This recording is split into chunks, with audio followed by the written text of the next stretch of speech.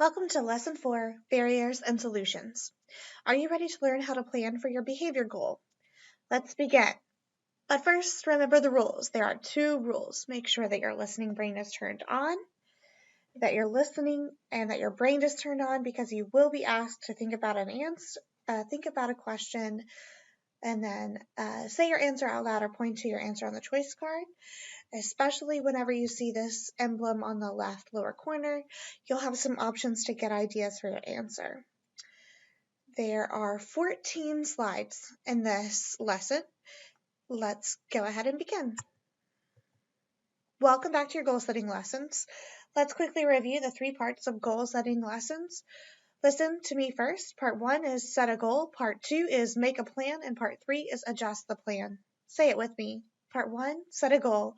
Part 2, make a plan, and Part 3, adjust the plan. Say it by yourself this time.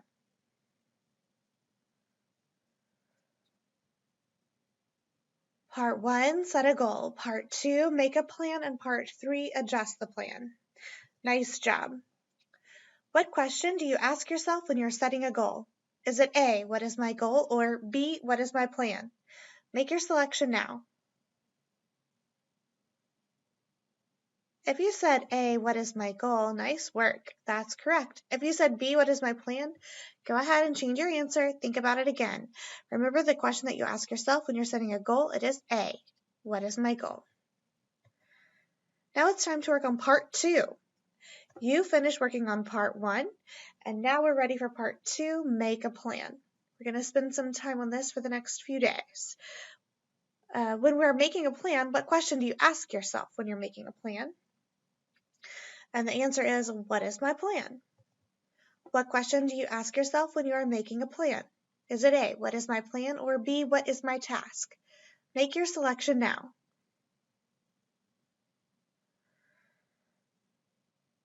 If you said A, what is my plan? Nice work. That's correct. If you said B, change your answer. When you are making a plan, the question that you ask yourself is, what is my plan? Remember, a goal is something we want to achieve or a target to meet. Last time you set your behavior goal. At school, the behavior goal that you're going to work on is I will be a responsible student by following directions and doing my work quickly, quietly, with good quality without disrupting the class. Sometimes things get in the way of reaching our goal. These things are called barriers. Let's define barrier. Listen, first it's my turn. A barrier is something that gets in the way of reaching a goal. Say it with me this time. A barrier is something that gets in the way of reaching a goal. Your turn this time.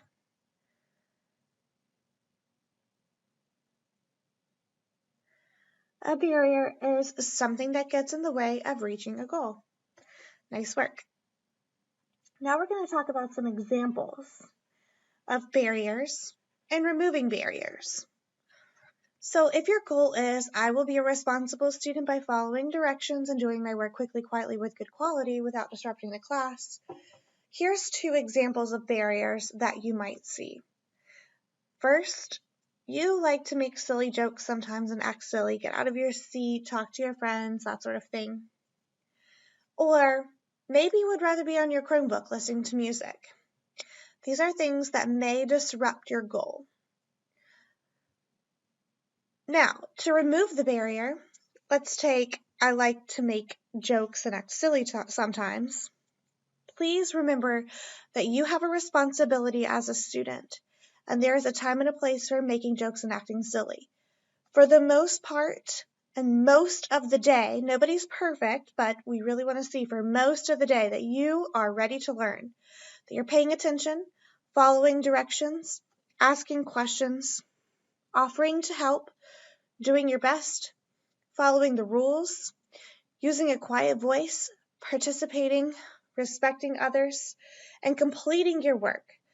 Because the grade doesn't necessarily matter.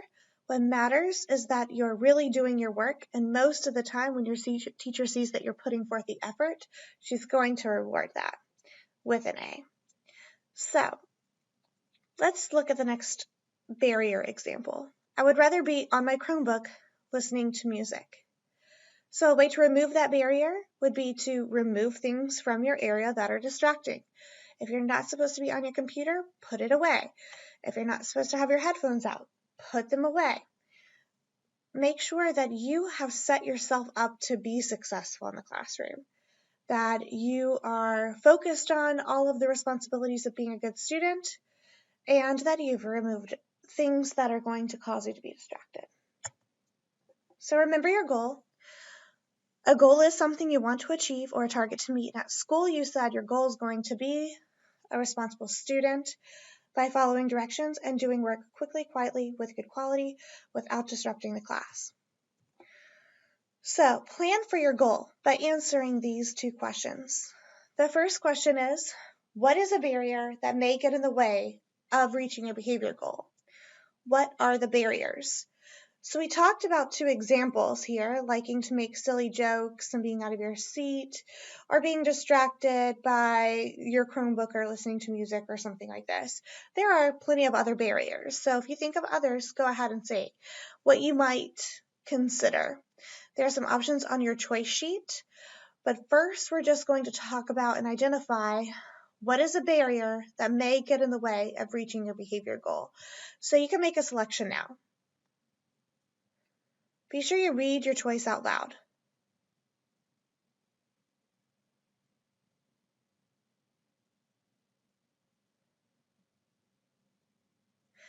Great job. Part of understanding that there's a problem or a barrier is identifying what that is. Next, what are you going to do about it? How can the barriers be removed? So remember when we said removing the barrier means to know your responsibility as a student and understand that there's a time and a place for acting silly. For the most part, while no one's perfect, for the most part, we really want to see all these behaviors that define what a good student is in the classroom.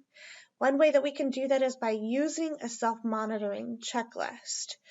So as an example, what I would like to see you do is choosing a tool sort of like this checklist, which we'll talk about in a couple of lessons later, or the next lesson actually.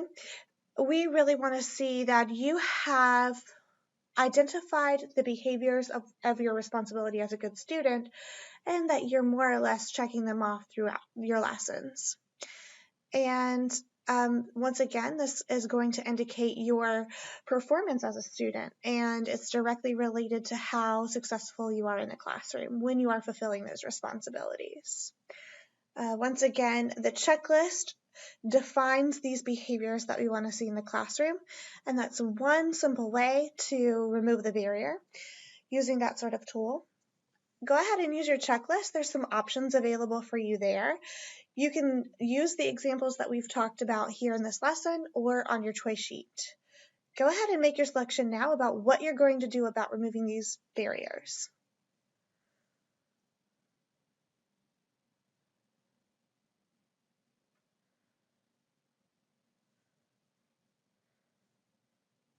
Great job about problem solving through removing barriers. So today we talked about removing barriers to meet your behavior goal. Next time we'll think about the steps to take so that you can meet your behavior goal. We're going to talk about those tools that we can use to meet our behavior goal. So once again, say your behavior goal out loud.